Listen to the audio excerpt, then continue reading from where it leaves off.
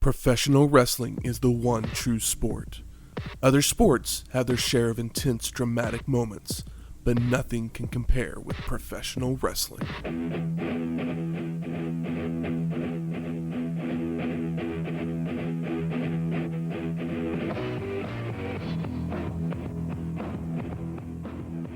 Welcome to Wrestling History X, where three friends come together to talk about the stories behind the matches. I'm Matt. I'm Mikey Spicolli. And I totally lost my place, so I can't read my name. Where the fuck did it go? Who are you? I gotta find it, because And I don't remember his name. You be? And I am Julio Cesar Valentino Alfonso. Welcome to episode 219, When Worlds Collide, 1996. Holy fuck. Words, y'all. Yeah, what a name. Yeah. So this would be the second When Worlds Collide, produced by ECW. It would take place on September 14th, 1996, from the ECW Arena Where else? in Philadelphia, Pennsylvania, with an attendance of 1,250.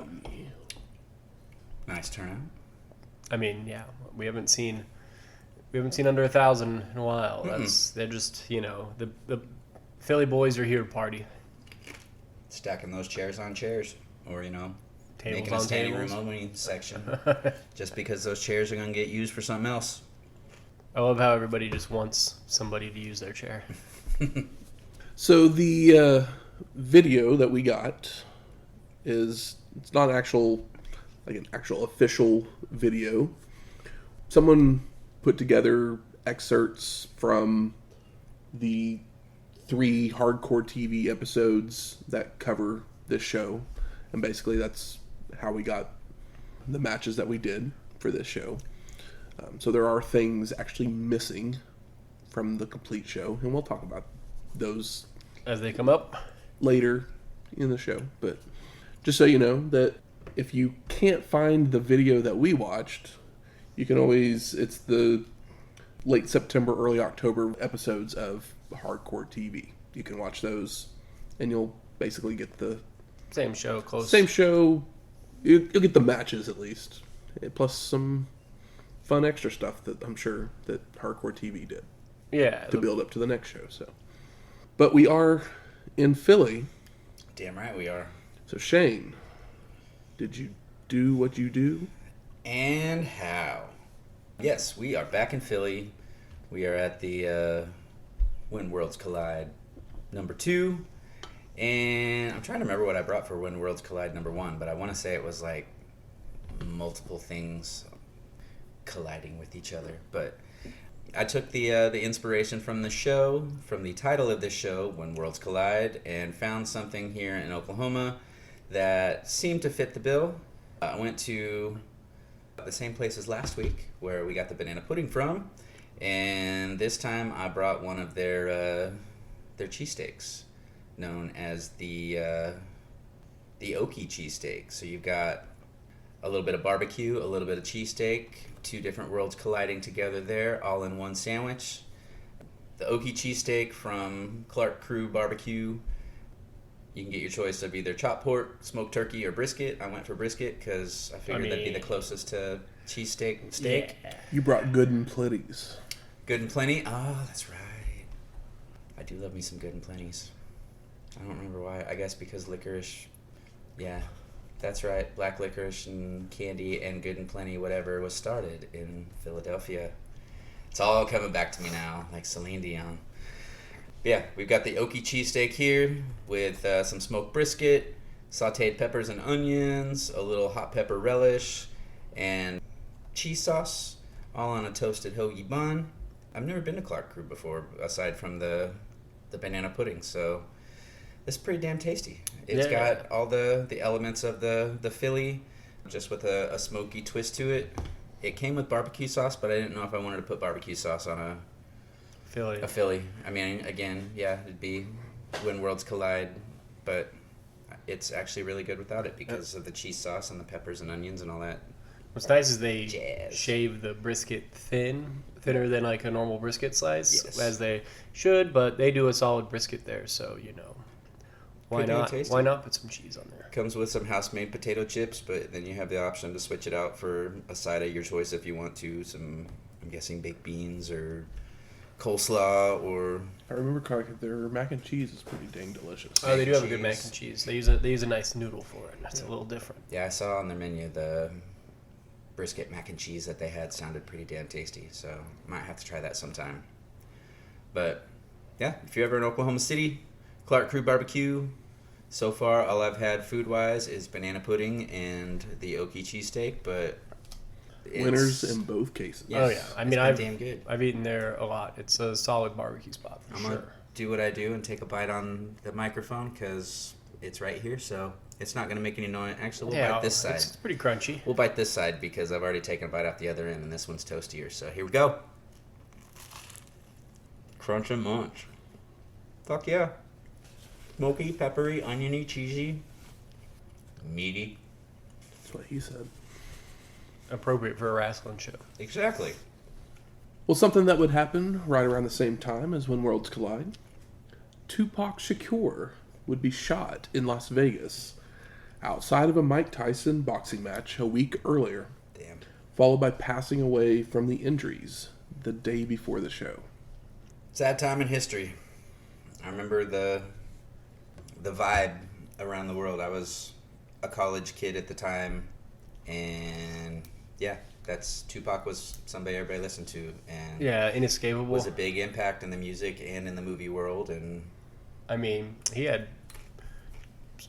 so much music already recorded that I remember in like I mean, there's still music coming out that 99. that we haven't heard yeah, of I his. remember like 99 they did a video for like Changes, and it was like a big hit on TRL. Like it was like #1 or whatever. oh yeah, because he had it was the Machiavelli album that came out. Machiavelli album is kind of my favorite because it's so fucking mean, which a lot of people hated it because it was so vile.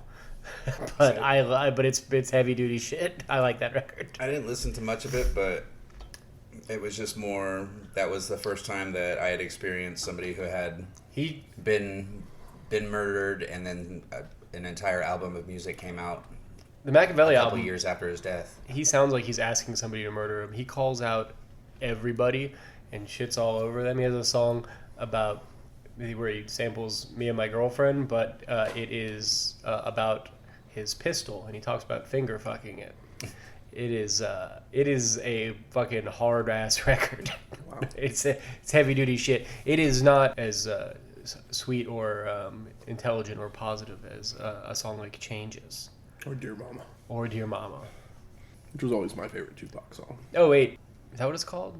Yeah, "Dear Mama." Yeah, I was getting it mixed up with one the Kanye West song, but yeah, you are appreciated. Yeah, Yep, and then Tupac joined the ranks of Elvis Presley, where everybody still to this day Is he you'll really find your dead? believers of him still being alive. So he's definitely dead, guys. Tupac, if you're listening, He's on an island somewhere. Come thank on. you for being Alive a in our fan. hearts. Alive in our hearts. Tupac probably. He's pushing the button somewhere Yeah. on that lost island. He could have, if he kept it going, he could have been a member of the NWO. He could have been. Everyone else ends up being one. I think he would have been part of DX. Oh yeah. I don't know. Yeah, or who knows? Maybe he would have had his own. Maybe. Instead of Master P, they would have had Tupac. Yeah. Tupac probably didn't give a Maybe shit he about would have wrestling. joined the nation. That would have been good. Rock and Tupac. Can you imagine? Heck yeah. The rock and Pac connection. Rock and Pac connection, exactly.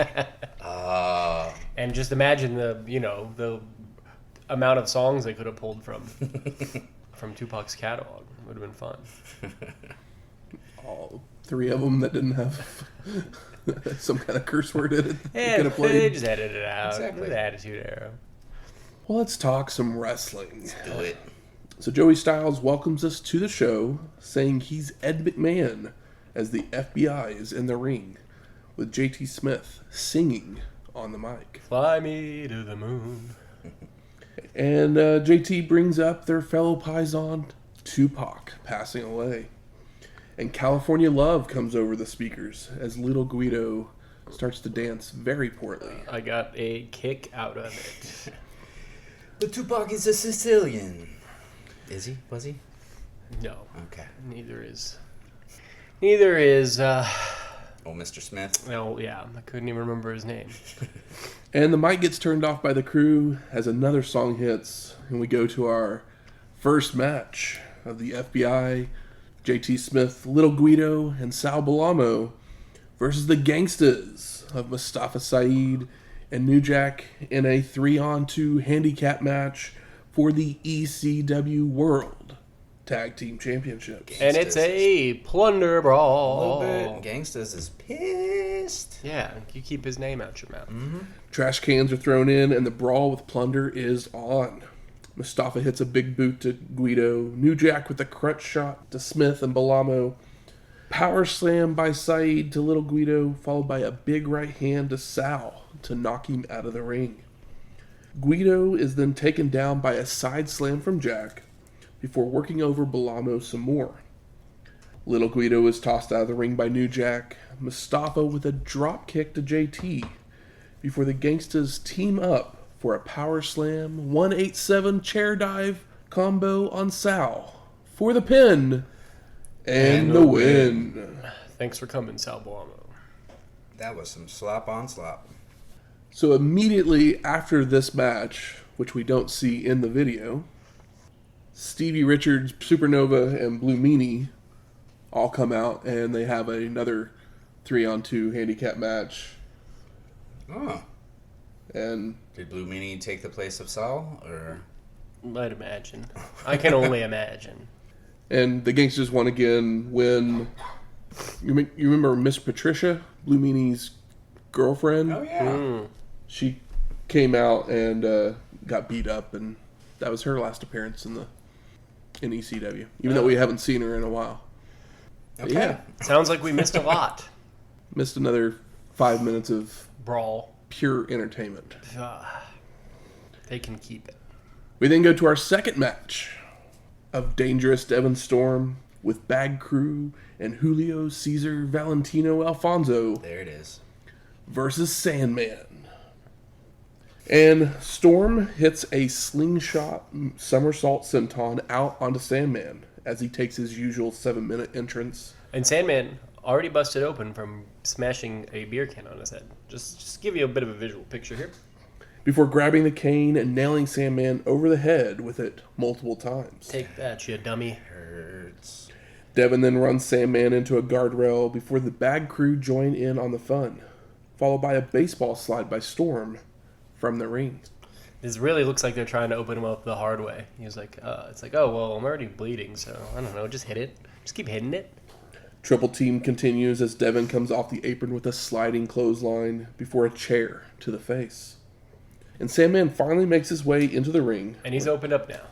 Where Storm body slams him, but he then takes his time going to the top rope, coming off with a double axe handle. Only for Sandman to be back to his feet with kendo stick in hand, laying out everybody, including the ref. Fuck him up, Sandman. Devon tackles Sandman to take him down, allowing the Bag Crew to rejoin the fight, placing him for a Storm moonsault for the pin. And no! Sandman canes the ref in the head to stop the count. That's one way to do it. Anything goes in Philly. Everybody gets caned again before Sandman nails a DDT to Devon for the pin and the win. So, did the caned ref count the pin? Yes. Bad ref. Like, I'm trying to remember if That's there a was disqualification. before Yeah, he I know. Yeah, it's like, yeah. Everything goes here in ECW. Absolutely. Can't be a stipulation match if there's no rules. Post-match, Sandman continues with the cane shots and DDTs to both members of the Bag Crew for pins and wins as well. I don't know if that was an official match or not. I'm not counting them as one. Nah. Julio then comes in to get in Sandman's face, only to receive a kendo stick to the face as well, knocking him out, causing the Bag Crew to have to drag him from the ring. Thanks for playing, Julio. Yeah, Bad Crew's good for something. And so another match that we didn't get to see was between Axl Rotten and Bubba Ray. Oh. Pretty stoked I didn't have to watch it. And the stipulation was that if Rotten would face Devon immediately afterward if he failed to beat Bubba. But Rotten won the match by pinfall after Devon had come down and given Bubba a chair shot. Following the match, though, Big Dick and the debuting Spike Dudley would enter the ring and brawl with Devon Dudley. Okay. Spike is official now, hey? I would like to see the debut of Spike, but sometimes I need a Bubba break. Sometimes I need a Bubba break, guys. You deserve a break today. I know. Don't we all? We then go to our third match. Louie Spicolli versus the franchise, Shane Douglas, with Francine, for the ECW World Television Championship. I mean, I'm all here for this. Louie Spicolli's been great, and we all know Shane Douglas is always great. So the franchise stalls early on before getting the mic to tell the crowd to sit down and shut the fuck up, or he's leaving. Even getting Bob Artis, their ring announcer, to make the same announcement. Louie then takes the mic and tells Shane to quit worrying about the crowd and worry more about the guy who's gonna kick his ass. Yeah, I love when Shane comes down to the ring, he takes somebody's HBK shirt and blows his nose with it, which is fun. Gives it back to him. It's kind of gross. But that fires up Douglas, who comes back into the ring, only for Spicolli to avoid the franchise's attack and respond with right hands and stomps to knock Shane out of the ring. Back in the ring, Louie with a headlock takedown for a 2 count, shoulder block, and catches Douglas on a leapfrog into a fireman's carry position. But the franchise scampers away to the floor to escape the finisher. I wanted to see that Death Valley driver.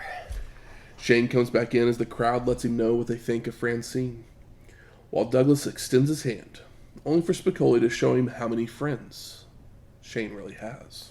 A chant that I don't think we've heard quite yet, but little dick ain't got no balls, doo-dah, doo-dah. That's what they were saying. Yeah, Okay. I had to rewind it because I was like, what is this chant? And they were getting creative. And then, of course, followed by she's a whore. Yeah. Because we are in Philly. Like, that one I understood, but yeah. Yeah. I couldn't figure out the other one, so I'm glad you did. Mm-hmm. Little dick ain't got no balls, doo-dah, doo-dah. So Louie grabs a waistlock, but the franchise escapes and then runs the ropes, only to be taken down by a drop toe hold, allowing Spicolli to slam his head on the mat several times, forcing Shane to roll out to regroup. And he really bounces his head off of the mat. It looks great. Louie goes to bring Douglas in the hard way, but the franchise floats over and slaps Spicolli, which fires him up to deliver multiple turnbuckle smashes, only to walk into a mule kick, allowing Shane to take control with reverse atomic drops and forearms. These guys work together very well. Yeah. Douglas with a headbutt to the gut for a near fall, a clothesline, and a modified sleeper hold. But Louie fights his way out before rolling up the franchise for a 2 count. And Shane comes back with a swinging neckbreaker for a near fall, and he goes back to that sleeper hold, which Spicolli just responds in time to the ref's 3 count, firing up with right hands to escape once again. And the two men fight over a whip, with Louie countering into a swinging neckbreaker of his own for a 2 count, before trying for a hangman's neckbreaker, when Francine would jump on the apron, distracting Spicolli. And he would stalk after Francine on the floor. Don't do it. Which allows Douglas to recover and hit a baseball slide out to the floor, followed by a chair shot across the back. The franchise then slams Louie's head into the chair, choking him with a boot and throwing him into the front row. Shane would then climb back into the ring and head to the top turnbuckle, flying out with a crossbody out onto Spicolli. And we cut ahead in the match to see them brawling around ringside, with Louie smashing a chair over the head of Douglas before they return to the ring. And Spicolli has his eyes raked, but he blocks a pile driver, only for the franchise to nail him with an elbow across the back of the head. Shane then goes for a tombstone, but Louie reverses it, only for him to lose his footing. So Douglas ends up landing on top for a 2 count. But Spicolli then rolls back on top for the pin. And no, the franchise gets his boot on the ropes. Louie with a spine buster for a near fall. A bridging Northern Lights suplex for a 2 count. Followed by a Spicolli driver. Only for Shane to grab hold of the ropes to block. So Louie dumps him over to the concrete. Louie. Baseball slide by Spicolli before slamming Douglas face first into the timekeeper's table. And Louie sets the table up against the guardrail, and he goes to whip the franchise, only for it to be reversed, sending Spicolli into the table. Back in the ring, Shane's whip is reversed, with Louie lifting Douglas up onto his shoulders for his finisher, when Francine would run in to pull the franchise down. Whore. Shane would then deliver a neck breaker and a belly-to-belly suplex for the pin and the win. Post-match, Spicolli is holding his neck, so Damage Control makes their way out to stretcher him to the back. I mean, this match is great. Yes. I love Louie Spicolli. Yes. I love Shane Douglas. Kind of crazy that Louie's big ass did a stretcher job for him, but, you know... Shane's gimmick right now is basically to stretcher everyone. Yeah. It's just that Louie's such a big guy, and I know I didn't think he was going to win, but the crowd's so far behind him, I'd like to see him pick up a significant win, but Shane Douglas is a pretty significant win, as him and Taz are the biggest heels in the company. Yes. Yeah, Spicolli continues to impress me each week, and I don't know if he's just that good or if he's that good working with these people that are that great, but either way, I'm enjoying it. He worked with Eddie and Art Barr back in AAA, so that says a whole lot right there. I think he was probably pretty good. Yeah, I think it's one of those things where it's like he's a really big guy, but he is a big guy that is athletic enough and understands small guy moves. It's just he's a perfect big man in a single. That's right. He was Madonna's boyfriend, right? Mm-hmm. Okay. Yep. That's right. So after this match, Raven and Pitbull 2 would face each other for the title, which, out of all the matches that we don't get to see, this is the one that I was like, why would this not be? Why is this not on TV? Because I even asked myself after that show got over, where the hell is Raven? Yeah. So during the match, spoiler. Shane and Francine would come out and try and interfere on Raven's behalf, throwing powder, but it would end up being in Shane's eyes, so he would inadvertently give Raven a belly-to-belly suplex. So it's a Raven match. You know what happens in Raven's matches. So all these people started coming in. But finally Raven hits the DDT on Pitbull 2, keeps his championship.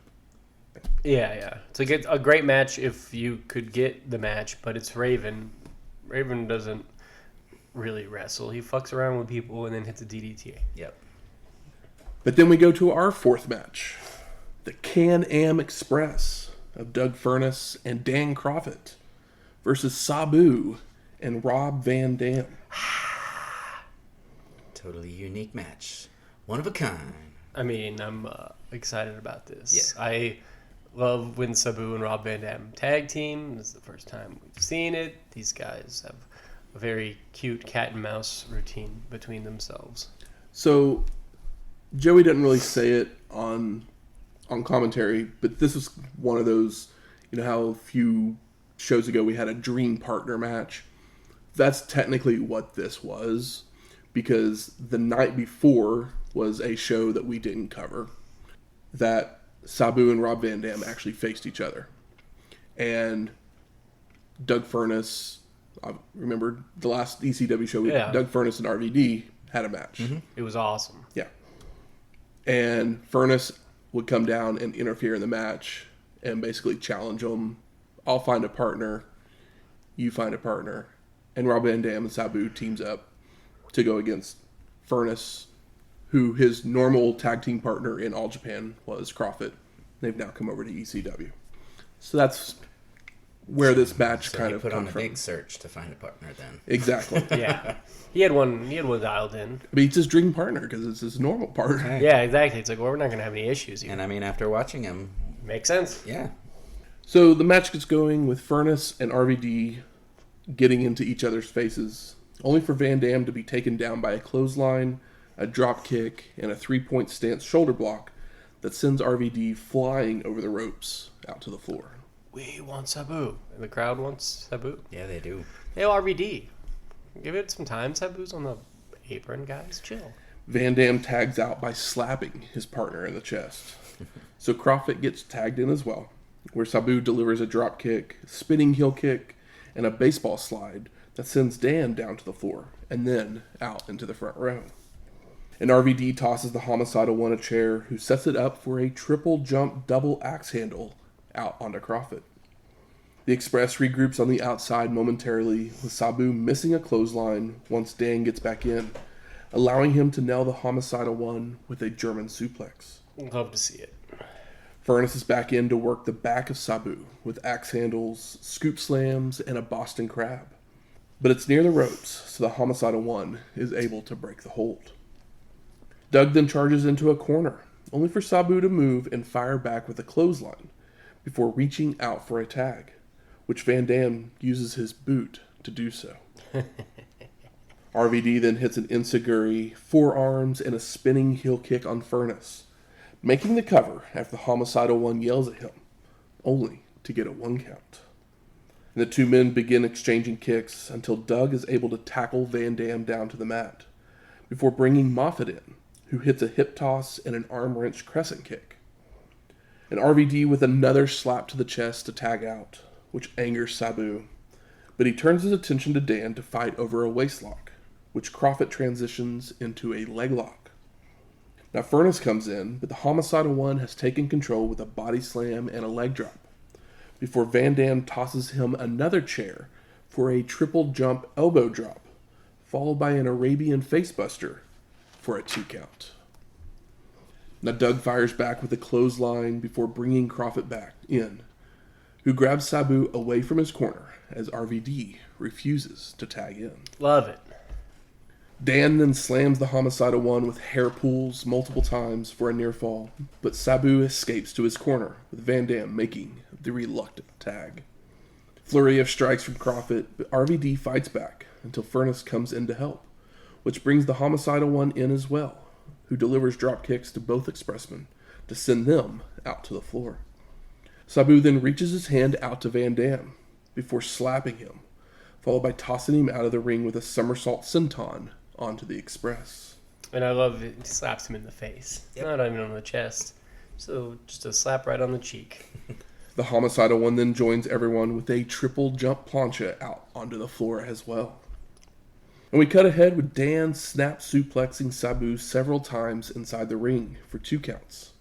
He applies a bridging surfboard until he can't hold on anymore, bringing in Doug, who power slams the Homicidal One for a 2 count. Leg drop from Furnas for multiple near falls, and he goes for a butterfly powerbomb, only for Sabu to reverse it into a back body drop, but he's not able to take advantage. So Doug comes right back with an overhead belly-to-belly suplex. Oof. Now Kroffat comes back with a body slam, and he heads up top, only for the Homicidal One to meet him there with right hands, before climbing up for a hurricanrana for a near fall. Now Dan recovers to nail a Japanese sleeper suplex for a 2 count, before cutting ahead again, where Sabu is finally able to make a tag, with Van Dam hitting a spinning heel kick on both Expressmen. And Sabu actually tags this time, like a real tag. RVD then comes off the top turnbuckle with a missile dropkick and a standing moonsault for a near fall on Furnas. RVD keeps up the attack with a slingshot guillotine leg drop to Doug on the apron, before rolling Furnas onto a table that is bridging the ring and the guardrail, followed by bringing a chair into the ring to set it up for the Homicidal One. Sabu then goes for a triple jump, only to trip on the ropes and crotch himself, but Joey tells us that Van Dam shook the ropes to cause it. Van damn it. RVD then leaps up to the turnbuckles, climbing off with a somersault senton through Doug and the table, all while Kroffat has recovered to clothesline the homicidal one off the ropes. Now Van Dam rolls everyone back into the ring, with Sabu making a cover on Furnas for a 2 count. RVD's tagged back in only to have his whip reversed, but Doug charges into a big boot, allowing Van Dam to leap up to the turnbuckle where he fakes the leap back, sending Furnas dropping down, so RVD then nails a split-legged moonsault for a near fall.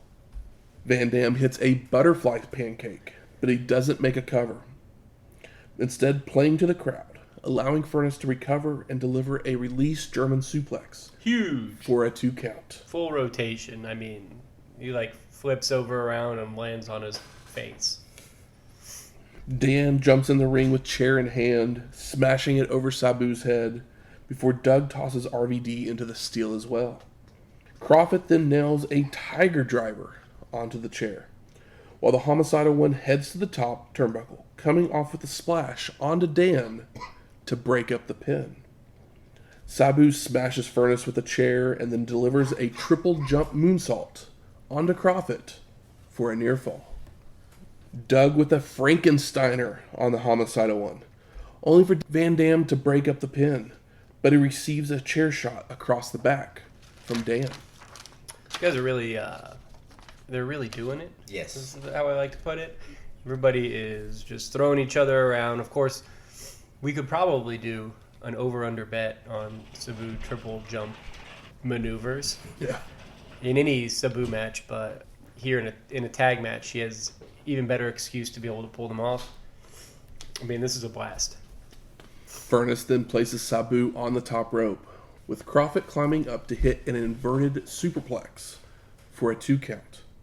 Kroffat then goes to pick up the homicidal one for a body slam, only for Sabu to counter it into a small package for a near fall.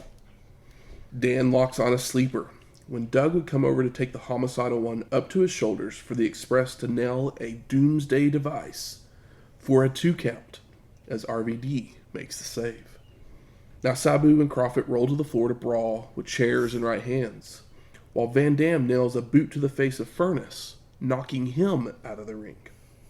RVD then slingshots himself over the ropes, but Doug avoids and grabs a chair to do damage, while the homicidal one and Dan have made their way back into the ring with the chair. And Sabu throws the chair into Kroffat's face. That's fucking sick. I know, it's right into his nose. It's right on the button. Couldn't have been any more perfect in such a violent way. I had to rewind that one a couple of times just to make sure. Did he actually? Oh my god, he seriously just fucking hit him. Because I remember them saying something about Kroffit's nose is broken or something. It was I had to rewatch again and again because that was just brutal. Right on the money. Sabu slams him down before heading up top with a steel in hand. But Furnas has made his way back into the ring to knock the homicidal one off the apron. And Doug follows out to fight over the chair on the floor, with Sabu getting the better of it before returning to the ring to hit an Arabian facebuster on Dan, who had Van Dam in a leg lock for a near fall. Kroffat fires back with a spinning heel kick on the homicidal one, allowing Furnas to roll back in to make the cover for a 2 count. Now Dan and RVD clothesline each other for a double KO, while Sabu bulldogs Doug into a chair, followed by another triple jump elbow drop for a near fall. This match is exhausting to take notes on because it's basically a best of the Super Juniors match, but if it was a tag match. Yeah. So it's just and everyone suplexes, there's no insignificant move being used here. No. Van Dam delivers a drop kick to Kroffat. The homicidal one joins in with an arm drag into a cover for a 2 count, followed by RVD with a springboard leg drop onto Furnas for a near fall. Dan hits another tiger driver to Sabu for a 2 count, before Van Dam starts hitting the Express with a chair, allowing the homicidal one to make a cover, but RVD almost turns and hits Sabu with the chair as well. Oh no. So he gets up, telling Van Dam to nail Doug once more with a chair-aided double leg drop. Now Kroffat recovers to thrust kick the homicidal one for a near fall, while RVD slams down Doug, placing a chair on him and heading up top, where he comes off with a split-legged moonsault, with Sabu flying in to make a cover for a 2 count. Now the Express look to double-team Van Dam, but the Homicidal One tosses a chair that hits Dan, while Furnas telegraphs a back body drop, allowing RVD to nail a DDT for a near fall. Kroffat locks a sleeper onto Sabu, while Van Dam leaps off the top rope with a splash onto Doug for a 2 count. Now RVD stops a pin attempt on the Homicidal One, only to receive a release German suplex from Furnas, while Dan takes Sabu up to the top for another inverted superplex, which gets near falls from both men as the bell rings for a time limit draw. I'm winded and I wasn't even talking. Fuck. The crowd wants 5 more minutes. I mean, I do too. yeah, like legitimately, it feels there's so many power moves in here. It really felt like anybody could have, that any one of those 2 counts could have been the pin for like the last It's 4 or 5 minutes. A condensed version of an Iron Man match that just went Yeah, and went and went and went and went. It's a good way to put it. It's like it's nothing but high spots from like the first fucking 2 minutes on. Yeah. With the Homicidal One asking the ref for it, when Kroffat would start counting on his fingers. 1, 2, 3, 4, and once he gets to 5, he slaps Sabu. And the Express would bail out to the floor, followed by the Homicidal One turning his attention back to Van Dam, letting him know not to be such a dick before the two shake hands. Wow. It's good stuff. Yeah. I mean, I loved Doug Furnas and RVD from a recent show. And yeah, it's like, what's better than one Doug Furnas? A Doug Furnas and a Dan Kroffat? Yeah, They're both fucking great. This was like the payoff for all of the shitty tag team matches that we've had to watch over the last year or so in ECW that was just nonstop trash and schmoz and plunder and all that stuff. And we get this endless quality, high amp the entire time match that just is a constant. Yeah, 2 guys that like work like juniors but have a little bit more weight to them versus basically a like Steiner Brothers style tag team that like has a bit of a different move set, but it's suplex fucking city. Yeah. And they're big and believable and great. Is this match on a list? Or... I love it. It definitely could be. It definitely I think it has should potential. be. Yeah. What we're saying is short list. Yeah, you should watch this one. We then go to our 5th match. Johnny Smith versus Taz with Bill Alfonso and Team Taz. I know we're on a roll here between our Louie's and Furnaces, and we enjoy Johnny Smith as well as we saw him recently. Oh, and Bill Alfonso and that fucking whistle. I can already hear it. Yeah. And it's... I think it's gotten more egregious. Yes. So the 2 men feel each other out to start with mat wrestling and small packages for 1 counts, followed by arm locks and slaps, which pisses the human suplex machine off, who begins to pummel Johnny, only for Smith to come right back with forearms of his own. And they start running the ropes with Johnny nailing a hip toss and a drop kick to send Taz out to the floor to regroup. Once back in the ring, they start running the ropes again, only for Smith to be caught going for a leapfrog, allowing the human suplex machine to German suplex him on his head. Literally. Followed by mocking Sabu's pose. Now Taz is working over the shoulder with stomps, a Northern Light suplex for a 2 count, and he looks for a Kimura lock, but Johnny makes the ropes. The human suplex machine continues to punish the shoulder with different holds until Smith finally fires up with a power slam for a near fall. And Johnny nails a cutter for a 2 count as Taz gets a boot on the ropes. He then has his whip reversed, but he ducks a clothesline and delivers a bridging German for a near fall. Smith hits a pair of knees to the gut before heading up for a missile dropkick. But he then charges into a T-bone Tazplex. Oh no! Human suplex machine then locks on the Taz mission for the submission and the win. Post-match, the human suplex machine takes the mic, saying he let him go early because Johnny earned his respect. I'd say he deserves it. But he doesn't respect that motherfucker Sabu, that scarred up piece of shit. Taz then dares the homicidal one to accept his challenge before mocking Sabu's pose again as Alfonso yells, "Who can stop the path of rage?" This is, like, these guys are going really, really fast. They feel a little blown up at the end, but that's a good reason for the Taz mission to be put in. But they, suplex the shit out of each other. I swear this match felt like it was 20-something minutes long because of the fucking whistle. Yeah. Like, reading the words of the notes here, it's like, was it really that short? Did it go by that quickly? It was a good 7-8 minute match. Yeah, it was an appropriate length, but throughout my notes, it's just like parentheses, whistle.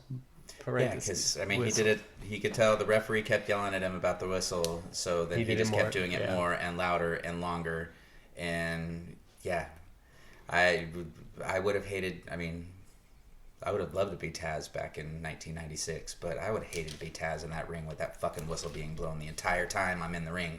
Yeah, but at least he knows that it's helping him keep his heat because he's so impressive and cool in the ring that, like, the only thing that really can be booed about him is that because they like dickheads here and badasses and stuff, and Taz is a dickhead and a badass, but if you have Bill Alfonso that's so hateable and he's blowing that whistle the whole time that and then Taz is a dickhead, I think it helps keep the heat on, which is really important because you can't be like, it's like with Ric Flair, it's like you can't be like that good and people are eventually going to start cheering you. So Bill Alfonso is definitely earning his paycheck, but our ears and his lungs are paying for it. Yeah, who knew a guy that looks like he smokes 12 packs of cigarettes a day would be so long-winded with a fucking whistle. Oh, shit. We then go to our 6th match. Primetime, Brian Lee and the Eliminators of Perry Saturn and John Kronus versus Tommy Dreamer and the Miracle Violence Connection of Terry Bam Bam Gordy and Dr. Death Steve Williams with Beulah McGillicutty.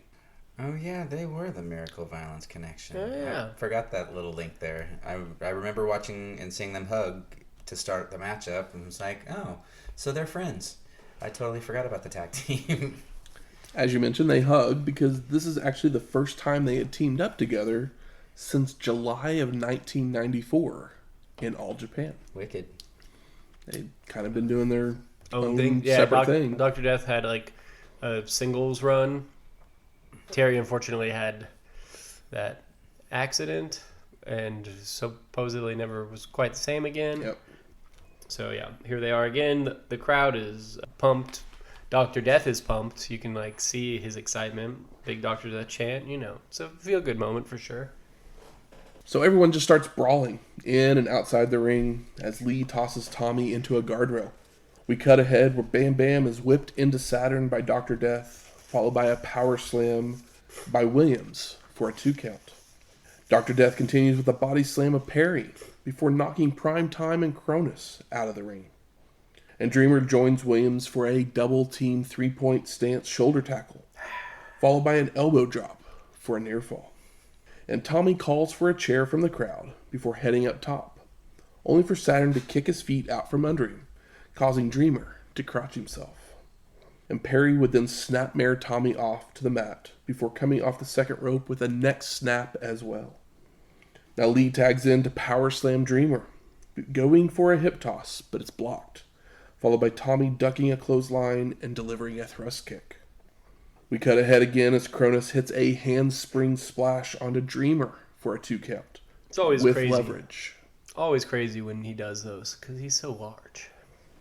Another clip ahead with Perry flipping out of a vertical suplex attempt by Tommy and delivering a Saturn bomb, followed by a springboard moonsault for a near fall as Dr. Death makes the save. The Saturn salt. Moving ahead once more, Dreamer gets taken down by the Eliminators, hitting double spinning leg lariats, followed by another clip ahead to see Williams press slamming Perry and a clothesline to Lee and John. Dr. Death continues by tossing Saturn up into the air for him to fall flat on his face. Pancake. Before we cut ahead to see Kronus with a handspring back elbow to Williams. But he no-sells it and takes John down with an arm lock until Perry can run in to break it up. We skip ahead to Tommy delivering a stunner to Saturn, making a cover for a 2 count as Primetime makes a save, followed by nailing a choke slam on Dreamer. Gordy comes in with a clothesline and right hands to Lee, locks on the Asiatic spike when the Eliminators would both roll in to deliver total elimination to Bam Bam for the pin and the win. Post-match, Dr. Death double clotheslines the Eliminators as we fade to black. A nice storyline with Brian Lee using the spike. Bam Bam finally gets the spike on Brian Lee, and then because of that, he eats the total elimination. Some solid short-term storytelling, I'd say. Mm-hmm. Yeah, just something I wanted to point out. So I ask you, gentlemen, what are your overall thoughts of When Worlds Collide 1996? So much better than I expected. Yeah. I think a lot of it is because they cut the ECW out of it with the things that your Raven and your Bubbas and like they're not really here. We get Louie Spicolli, Johnny Smith, Doug Furnas, Don Kroffat. I like wrestling, and there was only trash in the first 5 minutes, and the rest of it was wrestling. Granted, maybe not as strict of rules as your traditional wrestling outside of Philadelphia goes, but I was afraid of the walk and brawl, and we got big boy wrestling, and I love big boy wrestling, so yeah, I had a great time with this. Yeah, I mean, I didn't know what to expect with it because the last When Worlds Collide was different. I mean, it was WCW come into play, and then didn't the AAA have their own When Worlds Collide show too? So, yeah, I didn't know what to expect from it, but it had some definite highlights to it. Like you said, it was almost refreshing not having the usual players on there of Raven and Stevie and all of them just doing their constant run-ins and distractions and whatnot. Not having the deadly civil war of 30-minute lots of things happening, promos, but nothing really happening. Although it would have been nice to see the debut of Spike. Yeah, I mean it had its moments. It wasn't a terrible watch. It was an easy watch to get through, and that tag team match in the middle there it was great. It's just funny that there's these guys that are showing up in ECW that I don't think are going to be here for very long, but I like them more than almost everybody on the ECW roster already, outside of people like Taz and Shane Douglas. Like, I love Louie Spicolli, and I like Johnny Smith, and I fucking love Doug Furnas now. And Don Kroffat, I was like, well, I know Doug Furnas is going to be great, and then Don Kroffat is like just a little bit.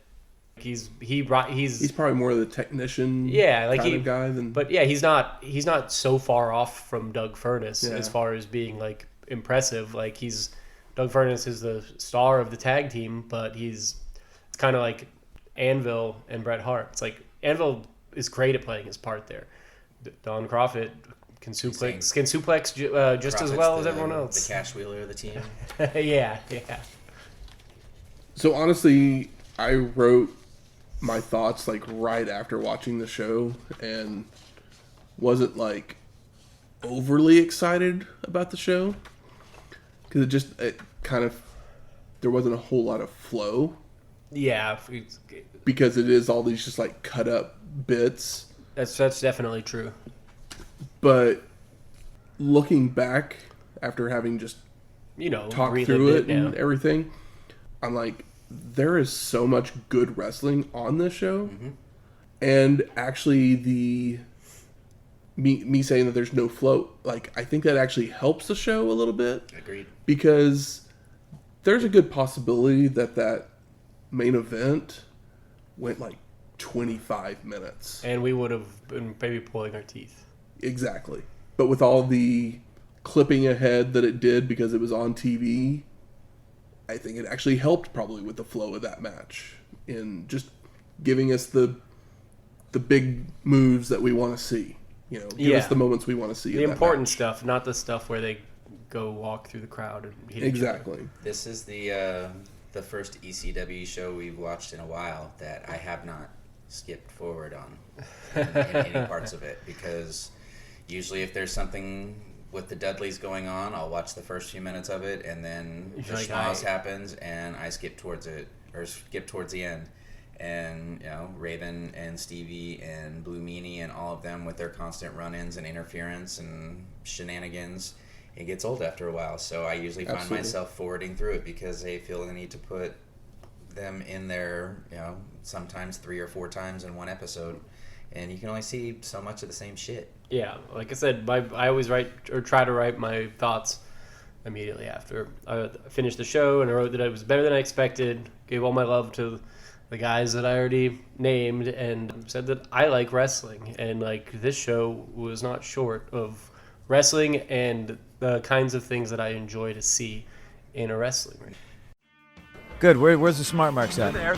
All right. Fuck you. I think it's time we smark it up. Smart. So what are some of the best moments of this show? People getting dumped on their heads. Yeah. I don't know if that's the best moment, I know, but it does like, happen quite a bit. It's just that, like, some people, Doug Furnas really suplexes people. Mm-hmm. Sometimes somebody gives somebody vertical suplex or came snap down right on the top of his head. Yeah. Oh. Those released Germans, man. Yeah, Oof. What's his name? Smith. He came down on his head. Yeah. Old Spicolli got a neck breaker that rocked his head. Yeah, it was that tag match. It was wild. Yeah. Can-Am Express. I couldn't believe that they kept it up for so long. Did RVD and Sabu actually get a tag name at some point, or did they just stay tag? No, just RVD and Sabu. But when they do tag, like that, those shenanigans continue between them fighting with each other. Because I got into watching old ECW, 2000, maybe after The Wrestler came out. I would download random matches from, like, the internet, ECW matches, ones that people said that were good and stuff, and I would watch them with one of my buddies. So we watched them, you know, out of order, out of context, and, you know, we really enjoyed the RVD and Sabu tag matches just because the whole, you know, Tom and Jerry routine of them, like, not playing together well is very fun. I don't know how long they do it, but I do know they do it quite a bit more. So I was excited when I saw. That was a highlight for me, honestly, was that I enjoy that dynamic, and now I know that it has started, and because I've been waiting for it, and here it was. So that was definitely a highlight for me. Yep. And then for it to be that great of a match, for the first one to be like a complete knockdown, drag out, like banger of just people getting tossed around, and they kept it up for so long. Like, those guys had to have been crazy exhausted. The Miracle Violence Connection hug. Yeah, that was nice. I'm not super familiar with the Miracle Violence Connection, but I do know what it is. So it didn't mean nothing because I was aware that it meant something, but I didn't have the backlog of watching their All Japan material. Yep, I only know the little bits we saw of them in WCW. I mean, yeah, we saw them basically on that one show of WCW that was boring as fuck. Yep. And so that definitely put a bad taste for them in my mouth. But yep. I know that both of these guys, like, in watching these ECW shows with them in it, I can see the appeal of them that people have had over the years. Because they have been enjoyable in this setting. Yeah, we just haven't seen the really good stuff. I've watched an internet documentary about Dr. Death, and it kind of changed my mind and made me want to watch some All Japan Dr. Death stuff. Of course, some of that being the Terry Baby and Gordy. But I was like, okay, because we've all complained about Dr. Death when he shows up a lot of the time on this show. It's mostly Shane. But... Yeah, but I mean, I try to give him I own it. I try to like cut him some slack, even though I'm not never super impressed, but I think he deserves us to at least watch some of his more acclaimed All Japan stuff at some point. Not for this show, but, for ourselves, because wrestling is cool, and when it's good, it's great. How about most disappointing? That we didn't get to see the Spike Dudley debut. Yep. Yeah, that's a bummer, but... I was super bummed whenever I realized this didn't have it on Yeah.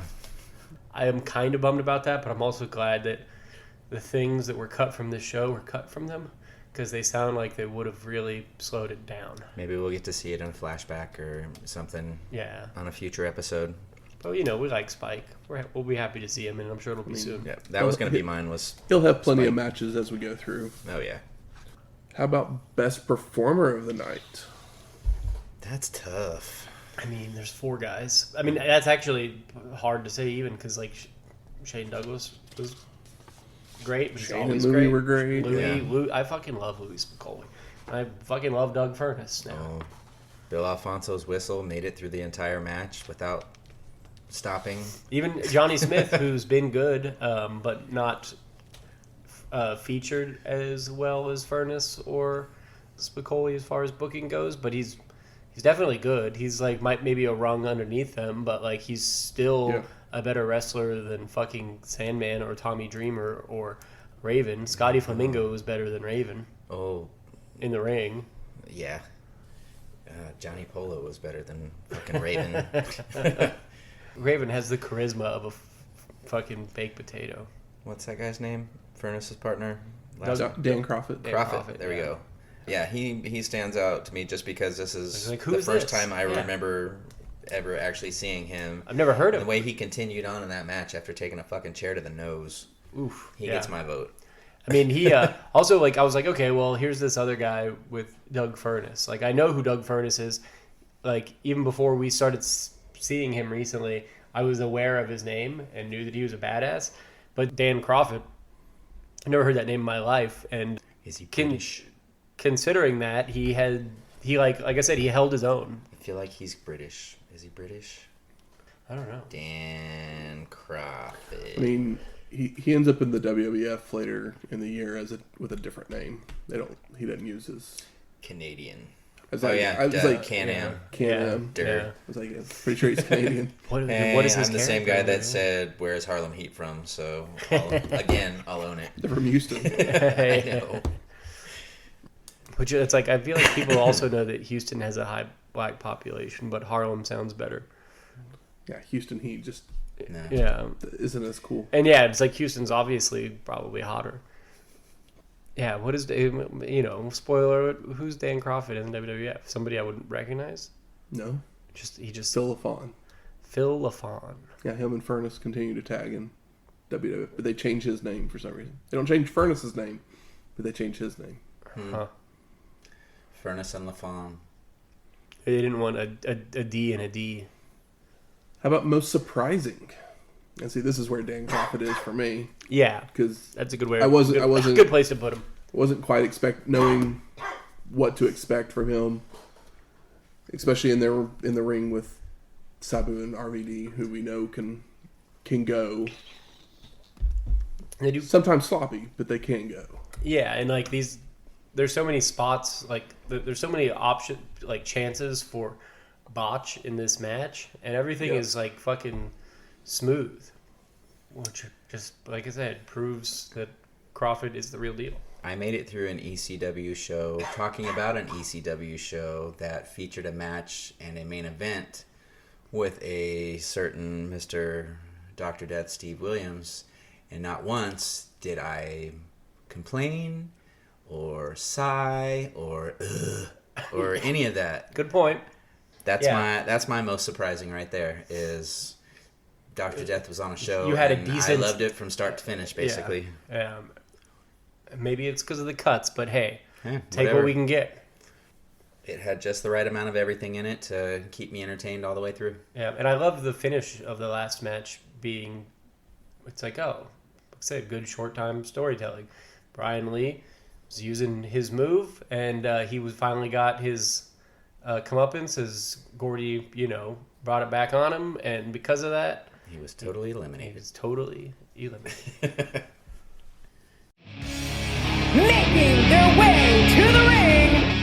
It's trivia time. So this week, the category is music of the mat. It's my music. Break it down. I will give you 3 points for a correct answer. So I'm going to play a song. You tell me what wrestler this music was for. All right, we'll buzz in.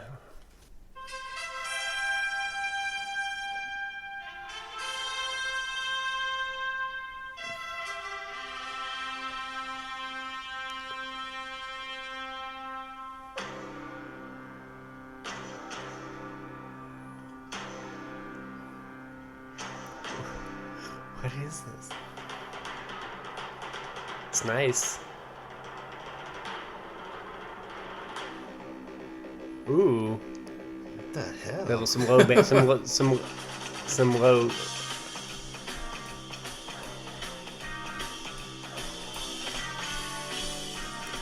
I dig it. Who the hell is this?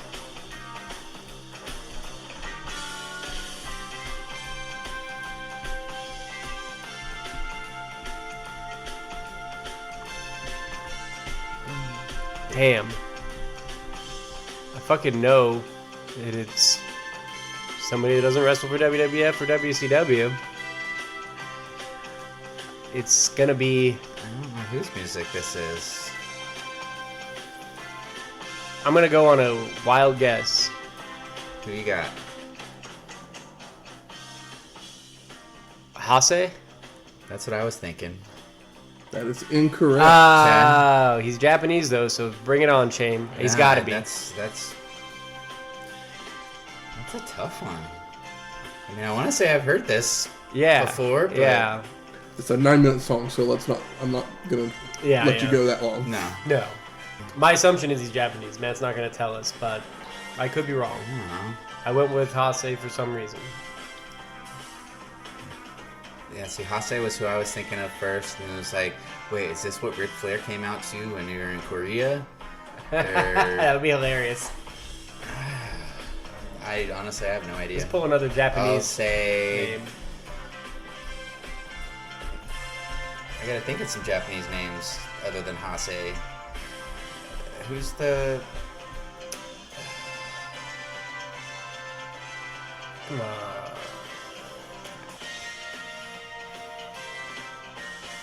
Ricky Jushin. Choshu? I don't know. Ricky Choshu? No, not him. The other one, the blonde-haired Ricky Morton looking Ricky. Oh. Neither one of those is correct. Okay. Well, let us know. As the correct answer is Keijimoto? Terry Funk. Oh. Okay, yeah. That was his music in ECW. Wow. Really? At least his first run in ECW. Okay. Yes. Okay, maybe he used it in Japan too. It seemed like a there's Japanese good theme chance. song for sure. There's a good They're chance. normally, Yeah. That was Emerson, Lake and Powell's Fanfare for the Common Man. You know what's funny is that is a very Emerson, Lake and Powell or Palmer. That when that bass groove came in, I was like, that synth bass was very ELP Yeah, it is vibes. Palmer. It is Palmer on that one? Okay, yeah. But yeah. I don't know that one. I got a copy of Brain Salad Surgery over there, though. Yeah, that's not who I was picturing. No. I was like, maybe it's somebody that was wearing some kind of a mask or something, but nobody was coming to mind. And now I definitely wouldn't have El guessed that. Samurai and all these other ones Yeah, are finally yeah. showing up in my brain, but... Yeah. Kensuke Sasaki. I knew it wasn't Inoki. Bombaye. Next week, Fall Brawl 1996. Featuring? War Game. Yeah. I mean... The brawl to fall them all. NWO's first Fall Brawl. Yeah. There's 5 of them, but you got to have at least 4 to get into the cage. It's true. Unless Which they 4 change will the it be? rules. Unless they change the rules. But we'll find out next week. Music from this week's show is Thunderkiss 65 5-5? Yeah. by Rob Zombie. And the Eliminators won our main event. They made the pin, so we play their theme music, No Remorse by Metallica. Okay. Oh, I didn't realize that they also have Metallica song. It's ECW. Metallica or Rob Zombie. They just pick a hard rock song and go, play this. Sounds good. I mean, once upon a time we had... Except for Raven comes out to The Offspring, which makes no sense.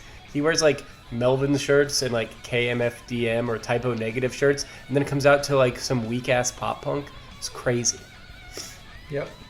If you like this episode or any of our other ones, please go out there, rate and review us on iTunes, Stitcher, Google Play, Spotify, or wherever you find your podcasts at. Yeah, but get us on your what is the Spotify Wrapped.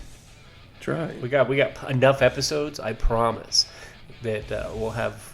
Yeah, we got more minutes than most podcasts. We got more minutes than a lot of podcasts. Yep. Yeah. And if you have any questions, comments, concerns, like recipes, food ideas, drink ideas, Yeah. where we're going, North Carolina, Winston-Salem. So bring your cigarettes. Winston's or Salem's. I don't have either ones of those. But... Yeah. What's funny is when my dad used to smoke, he would smoke Winston's, and when my mom used to smoke, she smoked Salem 100s. So you know, Winston's. we don't smoke. Did you watch NASCAR? No. No. I don't know why he smoked Winston's. Yeah, I didn't watch. He watched baseball, I always football, I attribute Winston's to NASCAR. Yeah. Yeah, I don't know why. Yeah, I mean, they're definitely a cowboy cigarette. Those things are harsh. I haven't smoked in a long time, but I definitely stole Actually, one I think from I do them. know. I think it was a line from Good Will Hunting. Oh, okay. Smoking Winston, watching NASCAR.